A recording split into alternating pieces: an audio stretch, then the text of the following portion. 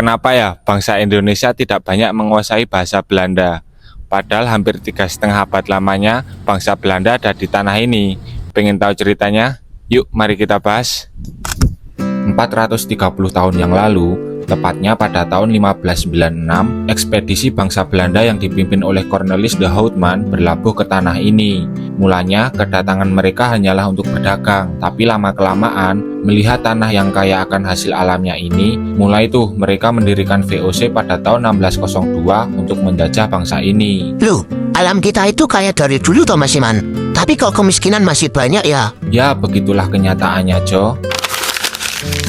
Saat itu, mereka melakukan segala aktivitas dengan warga pribumi menggunakan bahasa Melayu, bahasa yang menjadi cikal bakal lahirnya bahasa Indonesia. Wah, berarti dulu orang-orang Belanda harus menguasai bahasa warga pribumi ya Mas? Itu mereka njuk les di Primagama apa gimana ya Mas? Hahaha, ya Jo, seperti itu. Menurut mereka, menggunakan bahasa Belanda untuk berinteraksi dengan warga pribumi sangatlah tidak efisien dan beresiko. Takut kalau warga pribumi menjadi cerdas sehingga sulit untuk dikuasai. Meskipun memasuki abad ke-18 sudah ada kurikulum bahasa Belanda, nyatanya pendidikan itu hanya ditujukan kepada orang Eropa dan orang Indo aja, bukan pribumi. Loh Mas Iman, kalau kasus di Malaysia sama Singapura gimana? Dua negara itu kan bekas jajahan Inggris, tapi kok warganya banyak yang fasih bahasa Inggris ya? Nah, kalau itu beda tipe kolonisasi, Jo. Soalnya Inggris juga menginvasi budaya barat ke masyarakat Melayu, sehingga kedua kebudayaan itu membaur. Hal itu juga diterapkan Inggris ke berbagai tanah jajahan lainnya. Jadi jangan heran kalau bahasa Inggris bisa menjadi bahasa internasional. Sedangkan bangsa Belanda memang tidak mementingkan pengenalan budaya dan bahasa mereka kepada warga pribumi. Mereka lebih fokus untuk menjajah demi meraup keuntungan yang melimpah. Yang penting untung ya Mas, sama kayak di negara Konoha dong. Apapun itu disikat, yang penting cuan.